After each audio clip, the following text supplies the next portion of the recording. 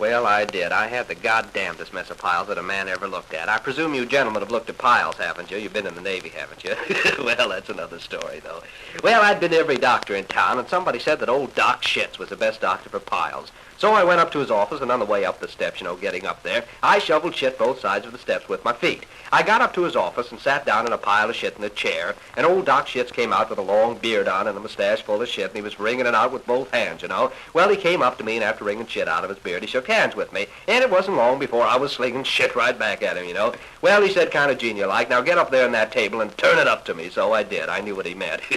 And he said, pull it wide open, so I did. I got hold of the cheeks on both sides, and I pulled it and stretched it as much as I could, and 2 or 3 of them goddamn little piles jumped out, and he said, let me put my hand up there. And he put some kind of a sock on his hand and ran it clear up there, and gentlemen, I hadn't shit for 3 days. And did he ever waller in it? Well, he pulled his hand out, he flung it around, and he said, now turn over. And I turned over, and he said, stick your tongue out. And I stuck my tongue out. So he put his hand right down my goddamn throat full of shit. Well, naturally, I threw up. I threw up all over him, shit, whiskers, table, and all. And he said, why, goddamn it, you haven't got piles. You've got a weak stomach.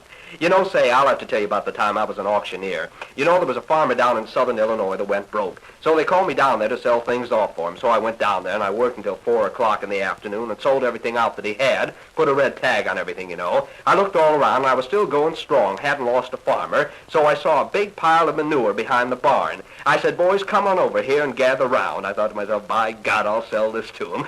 So they gathered all around. I said, now, how much am I offered for this pile of manure? And one little farmer in the back said, $1.25.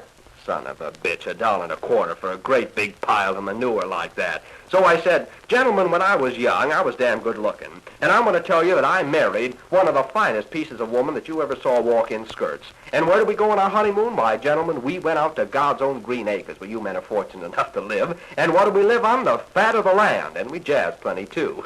Well, did we? I had a continual hard-on from morning until night. Of course, the birds used to wake me. Well, my heart on first, then the birds. Well, every morning before breakfast, gentlemen, we took a little walk over the hills, and my little bride and I, But one morning, she was slightly indisposed. Nothing much to worry about. You married gentlemen will understand. Not much. Just put me out of business for a while. So I walked across the meadows, and I ran across a little country lass tripping along, and it wasn't long before we were in the bushes.